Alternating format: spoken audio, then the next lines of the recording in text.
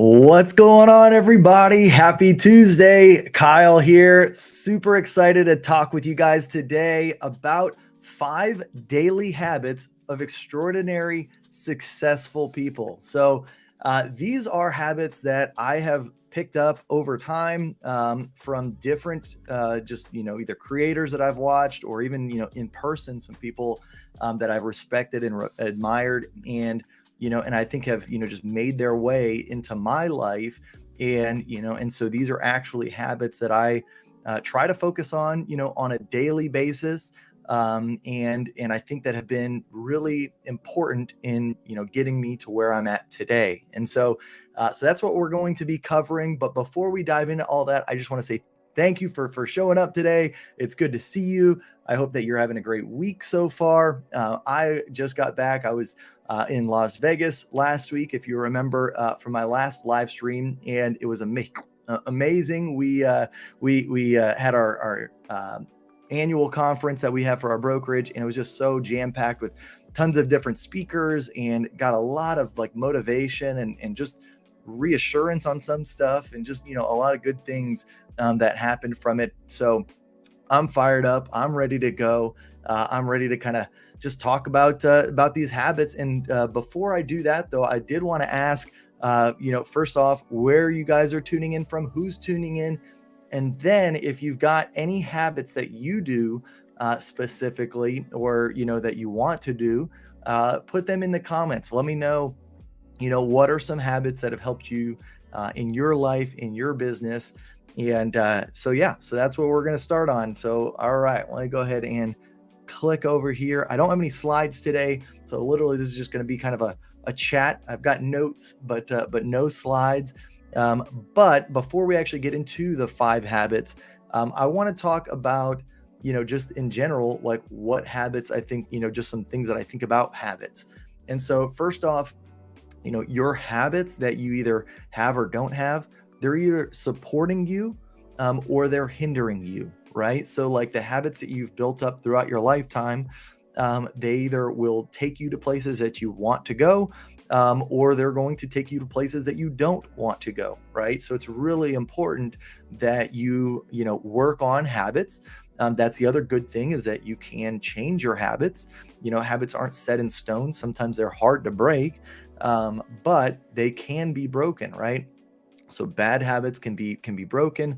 Good habits can be formed and created. So that's always good.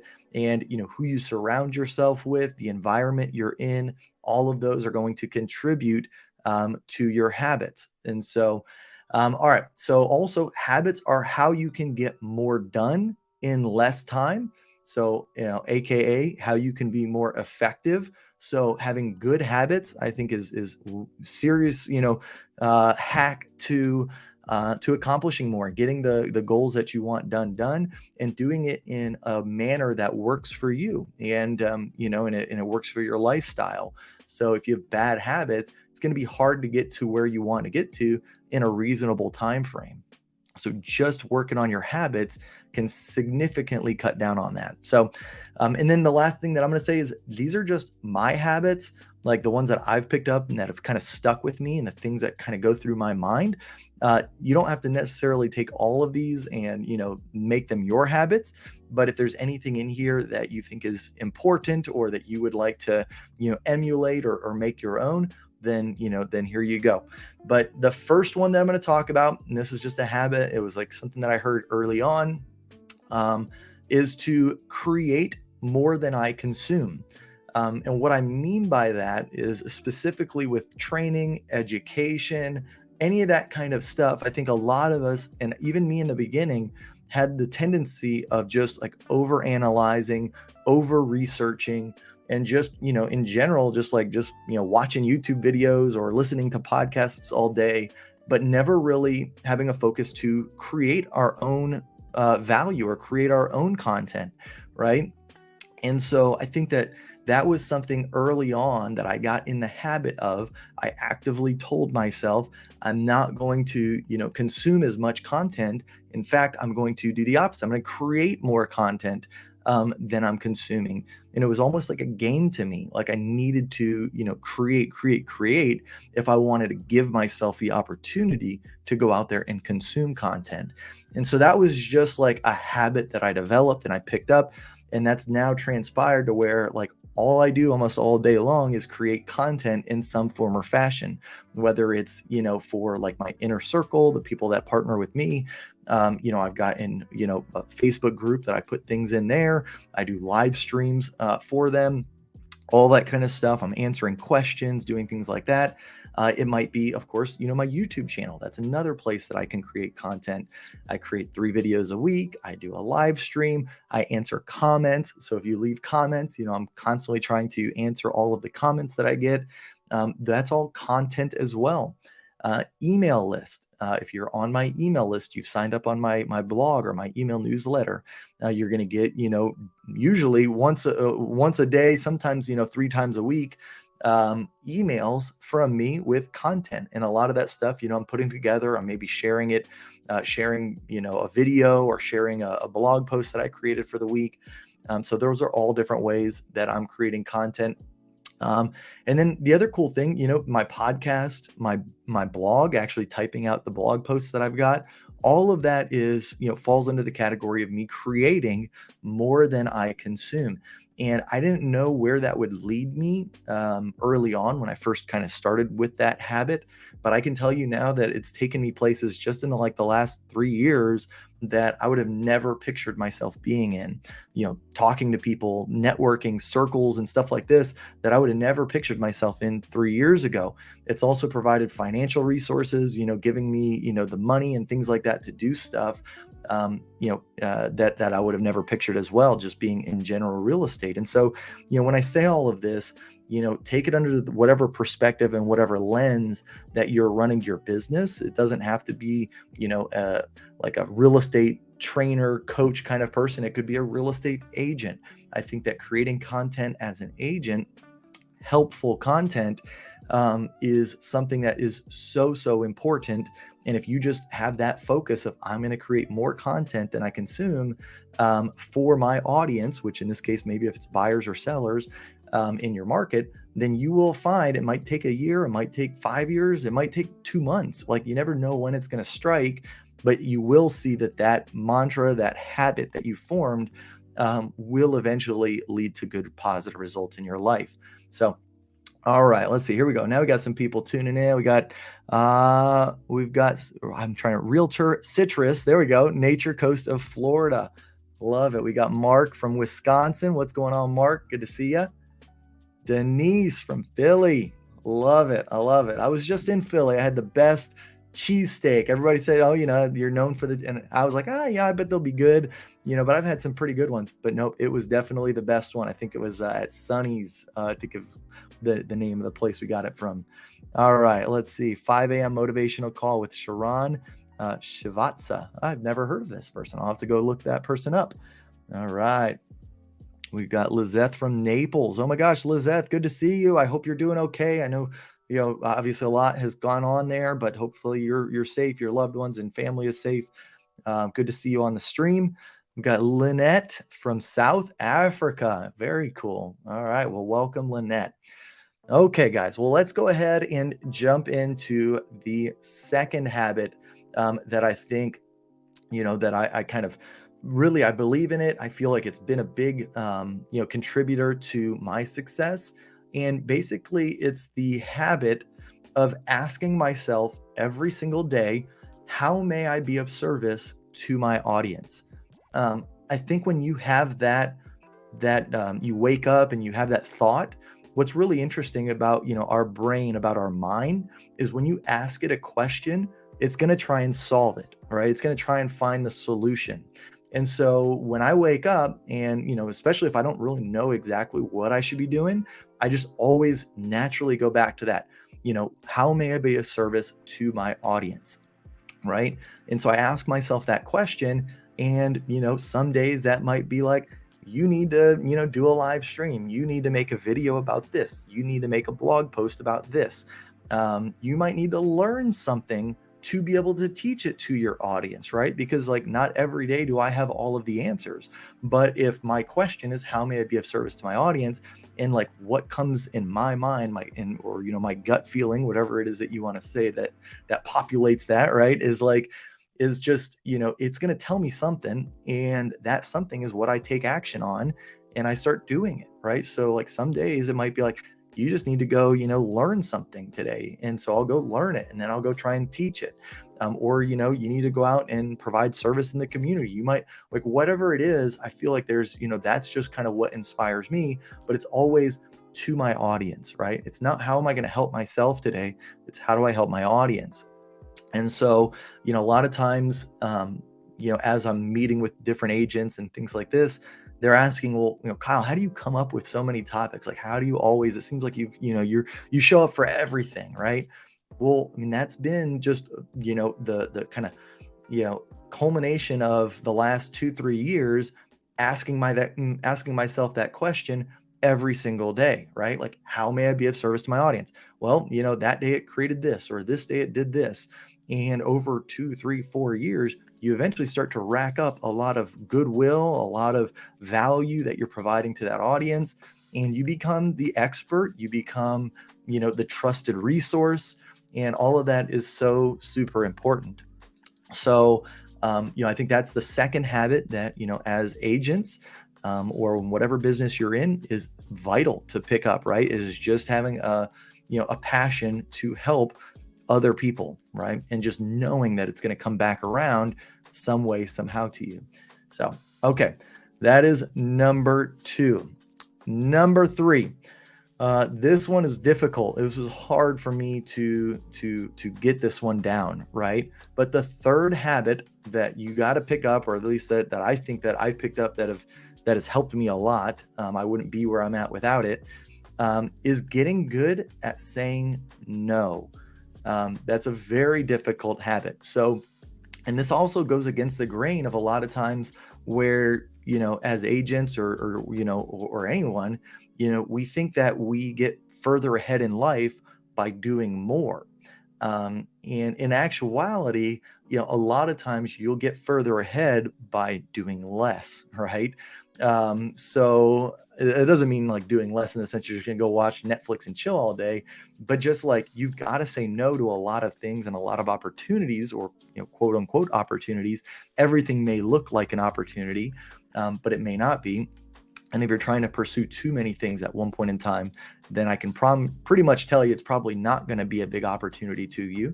So you've got to have focus, but you only do that by getting good at saying no. Once you say no to everything, like if you literally say no to everything, then the only thing that's going to be left in front of you is the ability to do the work, right? Like whatever work it is that you feel is going to move the needle for you. But if you say yes to all these other things, and lunch appointments and all these different things that are going to try and get our attention, then it's going to be very difficult to do the work that's important. Having priorities means that you can't, you don't have two things that are of equal importance, right? So, setting priorities in your life about what's important to you, what's important for your business, for your family. It's very good that you get clear on that, and having defined priorities, and then being able to say no to the things that aren't in those highest priority levels.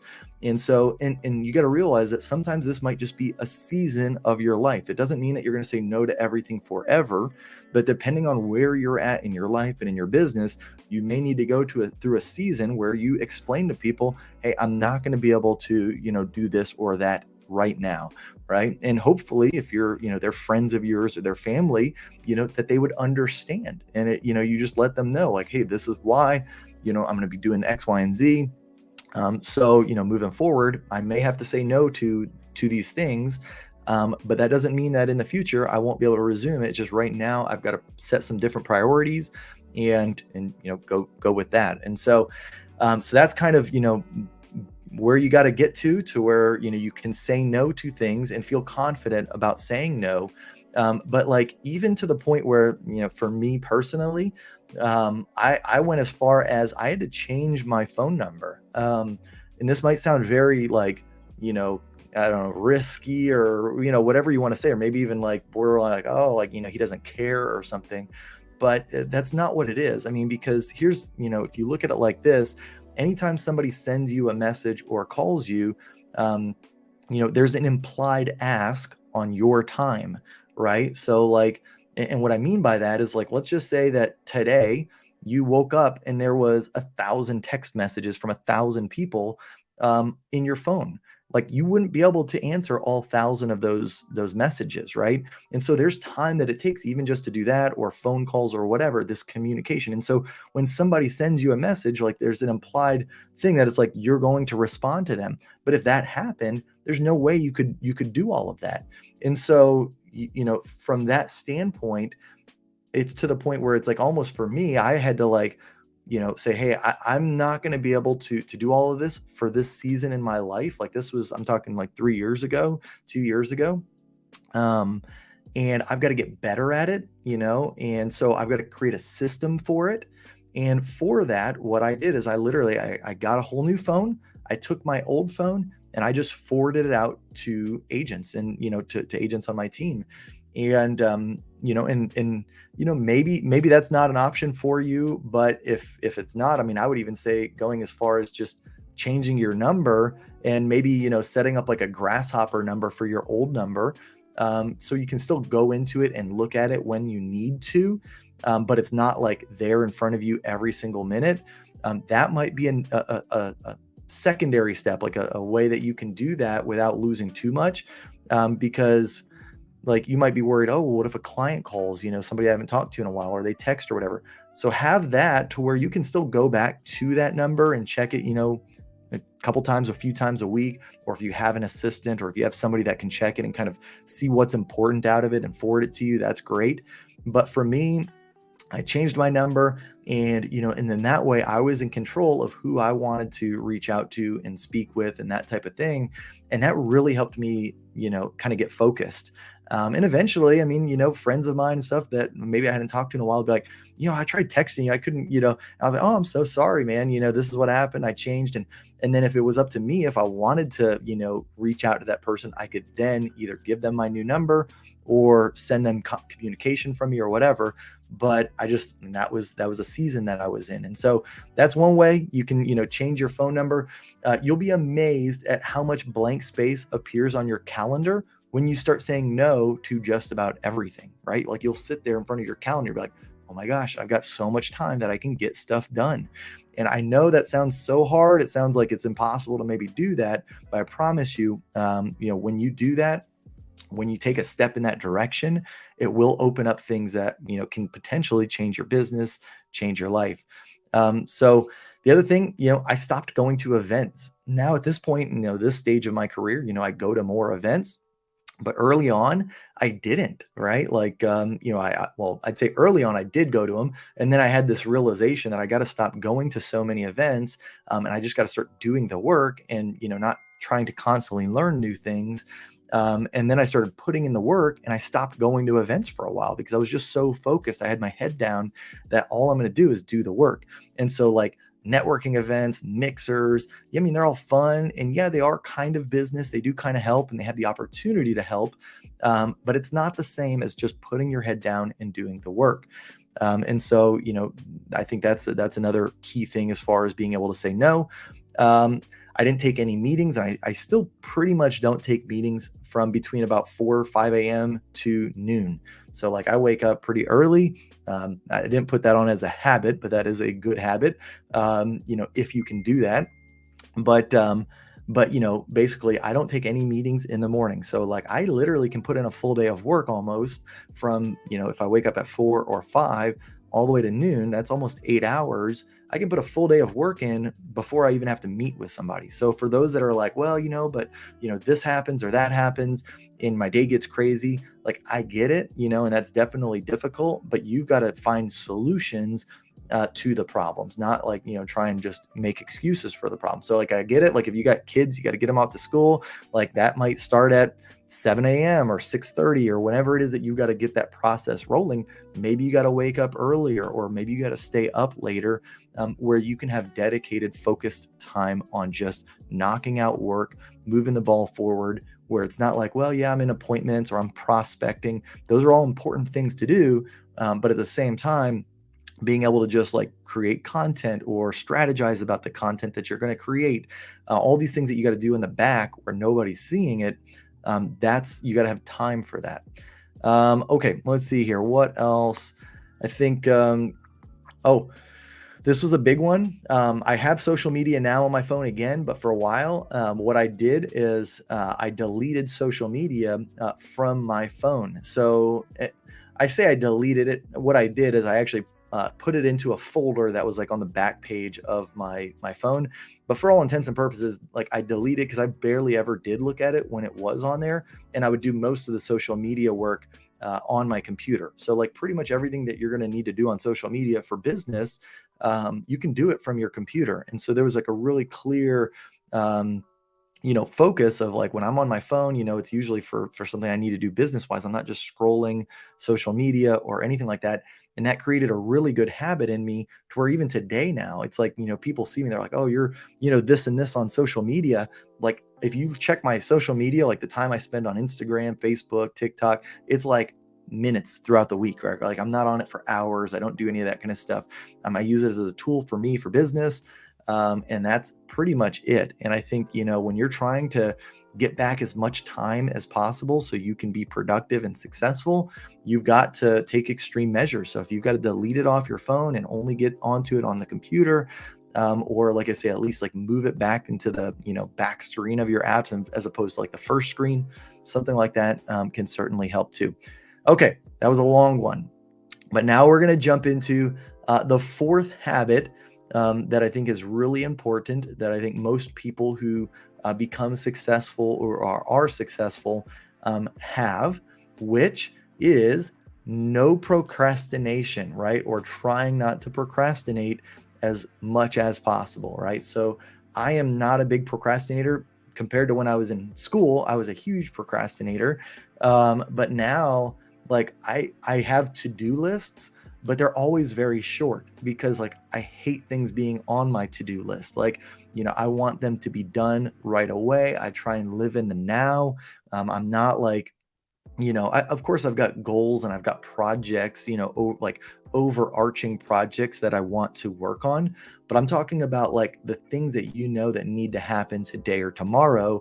Like I don't procrastinate on that kind of stuff, and I don't think it's good to procrastinate on that stuff.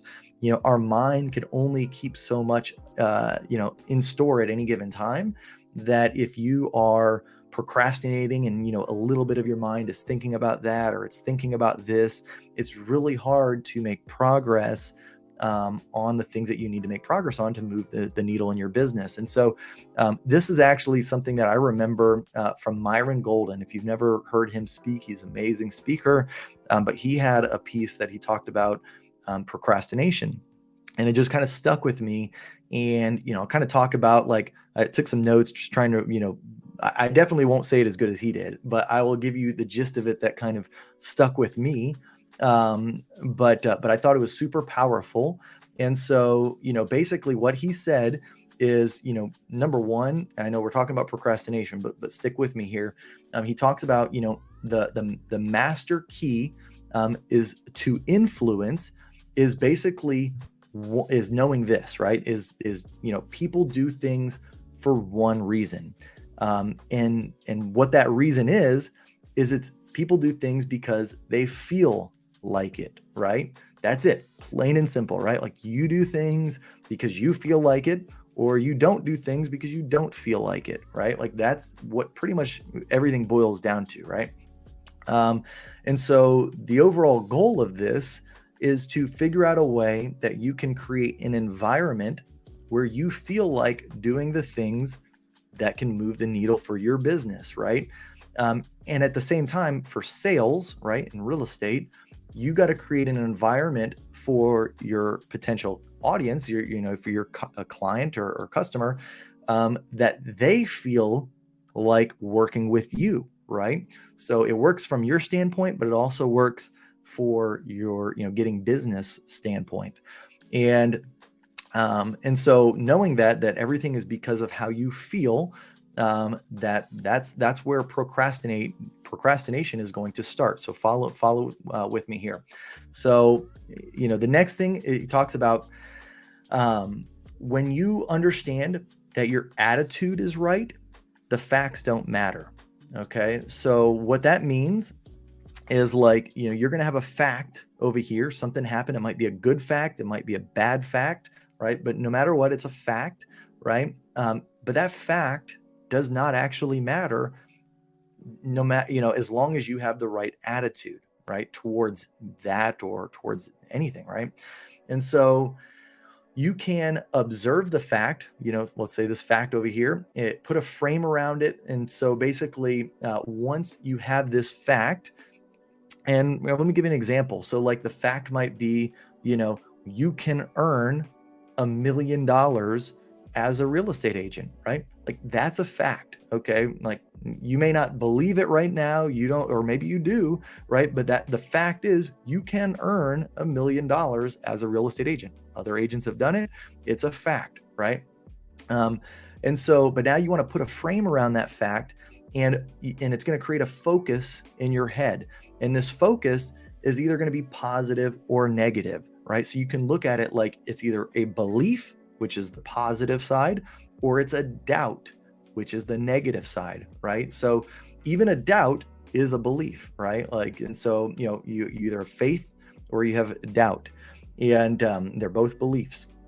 And so, on the positive side, you are believing that it's true, and this is going to be a positive thing that you're going to go after. It's starting in your head. On the negative side, if you have a doubt that it's not true, then that's going to also lead to the future actions, which we're going to talk about here in a second. And so, once you have this belief in your mind, whether it's, faith or whether it's doubt, that belief is going to travel down to your heart, right? And it creates a feeling inside of you. Okay. And so again, take this for whether it's for you or whether you're trying to instill this feeling in somebody else.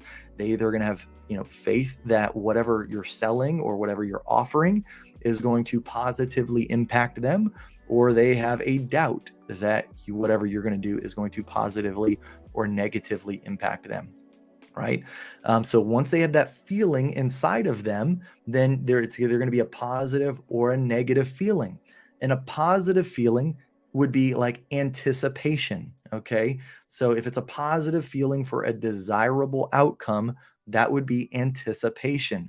So Myron gives the good example, I think, of when he was talking about for Christmas, right? Like, if you see a present that you're going to get when you're a kid, right, early on, and it's something that you want, you are like anticipating Christmas morning, right? You're excited. That's the feeling that you want to have in you, for whatever it is that fact is, that you originally are having these thoughts and beliefs about.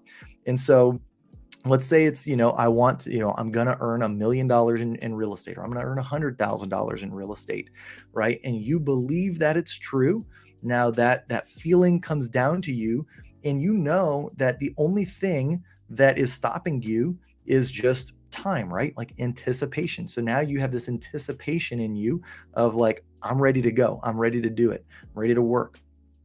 The opposite side of that, if you have a negative feeling towards whatever it is, if you don't have the belief in you, then you're going to have what's called anxiety, right? Which a lot of us have anxiety, and anxiety basically is, that's your negative feeling. What anxiety really is, it's wasting your present energy on a future outcome that is undesirable to you, right? So like, you're basically assuming that something is, going to happen that's not happened yet. Anxiety is different than fear, right? Like, fear is like, there is a lion right next to me, and that thing can definitely eat me. So I need to get out of here, right? Like, I'm fearful of that lion. That is a real and present danger. Anxiety is something that it could be negative, but it hasn't happened yet. And you are basically doing the exact opposite of what you should be doing to try and avoid that situation. Because by being anxious, having anxiety about the situation, you are now not doing the things that you would need to do to have the positive outcome, right? So you've got to move that anxiety from anxiety and being anxious to anticipation. Because for instance, if I'm writing a book, okay, and I all of a sudden get writer's block, it's not really writer's block. I'm just anxious, in this case, that my book is not going to maybe do as well as what I might hope or that I might expect of myself, right? And so then it becomes hard to write. Whereas if I knew without a shadow of a doubt in my mind that that book, when I release it next week, is selling 1 million copies, all I got to do is just write the darn thing, right? And it's going to be so easy. Things will be flowing, right? Because now I'm just anticipating the next thing in my, that I believe is going to be true. And I'm ready to go towards it. So it's the same as like picking up the phone. If you're anxious that, oh, this person might, say no to me, or, that's not fear. That's just anxiety, right? Like, because, like who's really going to get hurt from somebody saying no? Now, you might be anxious that the person says no, you can never get a yes, you don't make the money. And then all of a sudden you can't feed your family and all this stuff. But that's anxiety. That's like stuff that's not happened. But then by you not making that phone call, you are now doing exactly the thing that's going to be hindering you from your business, right? So knowing this and understanding all of this is the key to not procrastinating about things, right? So I know I'm bringing this full circle, but but that's where it kind of comes from, right? And so yeah, anyways, once you understand that and you either have anxiety or you have anticipation in your heart, then that's going to be what spurs the energy in your hands or the action that you take, right? So once you know what's inside of you, it's easy, then at that point, what's going to be able to, you can produce. So like if I'm anticipating something, I'm excited to pick up that phone. I'm ready to, to make the next blog post. I'm ready to make the next video, all of that kind of stuff, right? And so then you're not going to procrastinate. But if you're, anxious about things, you're either going to procrastinate or you're going to simply not do them. Right. So I think it all starts just kind of understanding how that all flows together. It was the first time that I had ever heard that kind of like in kind of a logical kind of progression like that. And, so, I mean, just knowing that it starts with your belief, and whether you, have faith that it's true, that it's going to happen for you, or if you have doubt in it, you've got to eliminate doubt. And sometimes to eliminate that doubt, you might have to, learn something. You might have to, to get experience doing it. And so, but just understanding that progression, seeing where the breakdown is in the thing that you are procrastinating about, and then trying to fix that little piece of it, and then moving on to the next thing and to the next thing until where now it's like, hey, I'm anticipating this. I'm ready for this. I can't wait for this. I think that's just kind of the way that you've got to get to in order to not procrastinate. So, all right, cool. All right. I know I'm flying through a lot of this. I thank you so much for sticking with me on this. Real quick, if you guys are seeing, if there's any habits that you've got in your business, in your life, that you feel like have helped you out or, made you who you are today, write those in the comments. I'd love to, chat about them. I know we're going to have a little bit of extra time here at the end. And so I'd love to kind of talk through some of those that you bring up. But now we are on to the 5th habit that I've looked back and realized like, okay, this is, something that has been important for me. And it is basically the habit of falling in love with the process. And so for me, it's one of those things like, yes, I love hitting goals, but I almost like, and there's quite a bit of people that, that I've talked to that are similar, I feel like this, but like when you actually hit those goals, you make those milestones, like I'm guilty. Like I almost don't really even celebrate a lot of that stuff. Right. And it's because I just love the process. Like I love what I'm doing. And, I love helping people. I love serving people. And so I'm not so, focused on the end result. I'm focused on, the here and now, like what's going on today, and just getting to be, perfecting my craft, getting better at it, learning how other people are doing it, and taking pieces and, things like that of other people, turning it into what I want to do. And really, I study it, I create spreadsheets about it, I track it, I get excited to improve, I split test things, I'm constantly just testing my results. And that's when you want to become, successful, when you want to become the best at what you do. These are all the things that you're going to need to do. You've got to fall in love with the process, because if you don't like the process, I can promise you it's going to be very difficult to become a master of anything, right? And so if you want to be a master real estate agent, let's say that you're going to, be the most, sphere of influence person, like you're the best networker. Well, you got to study it, you got to track it, you got to like love it, you got to want to, learn more about it.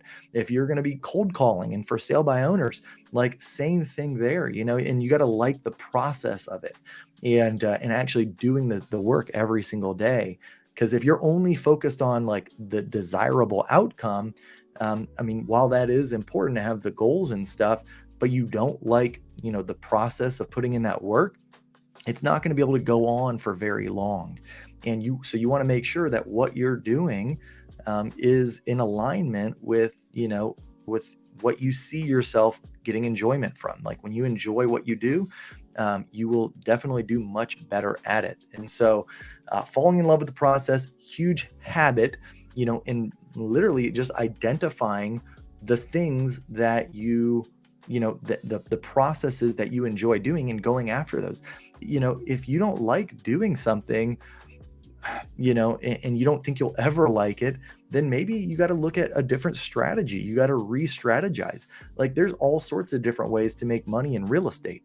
And the way you might do it might be different than the way I do it, might be different than the other, person next to us might do it. And that's okay, right? But you got to find what works for you. You got to fall in love with that process and just keep doing it over and over and over, and repeating it, and repetition and consistency, all of those great things. So, all right. So that's it there as far as the 5 habits, as far as that I think, have made a big impact on my life. I know that a lot of times if you listen to any kind of influencers, a lot of them will have, different things that they talk about, but these were really important for me. Mark says, focus on what brings you joy, for sure. Absolutely. Well, guys, I'm gonna make a quick little announcement. I kind of mentioned it last week, and I had a lot of people reaching out to me asking about it, but now I finally got everything standing up as far as the landing pages and stuff like that. But as you can see here, Agent Flight Academy, it is now officially up and ready for people to go pre-order it, pre-register it. So if you go to agentflightacademy.com, what it is literally like one of my first courses that I've built from the ground up. I'm building it with a partner of mine, a good buddy of mine that I've known since high school. And the content is fantastic. We're already at like 10 hours of content so far. But and we still got a few more lessons to record. But one of the things that I, that I guess I kind of, spill the beans is like a lot of the stuff that I talk about in the course as I've been recording it is, it's all for new agents, right? So if you're either getting your license or you're newly licensed here in this last year, it's talking about how to set up your business. It's talking about, getting organized, talking about lead generation, scripts, dialogues, buyer presentation, listing presentation. It's got all of that stuff in there. But, one of the cool things that I've had the experience of building this course out now is that like a lot of the content I've already got, on my YouTube channel or, in a Facebook group or over here. And it, so it exists already. But the cool thing about this course is that it's going to exist in one place now. And it's like the most condensed version of like getting your business off the ground, ready to rock and roll in, 10 hours basically of content. And so, it takes down, I've got over, I think 200 videos on my channel. You know, you don't have to go out and watch all of these videos because I mean, I just went through the most important segments, I think, for any new agent getting set up, and I put it into this course. And so it launches November 1st, but you can go and pre-order it right now at agentflightacademy.com. This is just my first course as far as, for this brand, Agent Flight Academy, but I will be coming out with more that are going to go more in depth towards different segments, right? So like this one kind of, hits the surface on everything, kind of getting your business set up, talks about buyer agency, listing agency, all that kind of stuff. I think, the next logical progression is doing a course on the exact buyer agency and like, templates, forms, social media shareables, going into kind of like how to organize your contracts. But, for right now, if you're looking for a general overview on everything as being a real estate agent, you should definitely go check it out. We're launching it. Me and my partner, Blake, amazing agent. He's been in the business for 2.5 years. Prior to this, funny enough, and this is why I chose to partner with him, he was in education. In fact, he created curriculum for teachers, right? So I was like, who better to partner with than an agent that has a background in creating curriculum, right? So I've got other courses, that I've offered, back just, Kyle Handy, courses, but those were just basically me taking a bunch of videos that I thought were logical to put together. And, and I sandwiched them together. And I said, hey, watch these 8 videos, and I made a course of it, right? This is literally from the ground up. We built the framework, made the video for each segment, and now we've got our first offering of a course here pretty soon. So you'll be able to see that on Agent Flight Academy. If that's something you're interested in, we have it as a launch special. We won't offer it at this price ever again, of 50% off. So, I mean, it's like $297. So it'll be like $150, super cheap. In my opinion, for the value that you'll get from it. I mean, we're sharing our screen, we're showing exact templates, scripts, things like that are important. We're taking our back office, showing how all the way down to like literally our bookmarks that we've got in our browser that, help keep us organized. So all that kind of stuff is in there. And so if you're interested in that is awesome. We also will be coming up pretty soon, launching January 1st, our own community, Agent Flight Academy community, where you will be able to, get group coaching, where you'll come in, you'll have direct access to myself, direct access to Blake, and then also the community of agents. We're going to have all of our templates and our resources, downloadables, things like that inside there. But for right now, the first little taste you're going to get of it all is this course. So if you're a new agent, definitely go check it out and use the discount code that you'll see on the page there to get the 50% off. But we're super excited to launch this. A lot of hard work has gone into it. And I think that you'll like just the style of myself and Blake going back and forth, because he is a new agent himself, being in the business 2.5 years, but he's absolutely crushing it. He'll be what's called an icon agent here at our brokerage at EXP, which is, a very significant honor. And does a lot of, it means he's doing a lot of business. And so I chose to partner with him because I've been in the business for 15 years now. And sometimes I forget little intricacies that new agents experience. And so having somebody who's just went all the way right through it, I think is super important. And it's made the course that much better. So anyways, if you got any questions or anything like that, let me know. I don't see any other questions or comments here in the chat, so I'm going to go ahead and call it today. But thank you so much for tuning in. I hope that you have an amazing week, and I will talk to you guys next week. Take care, everybody. Bye-bye.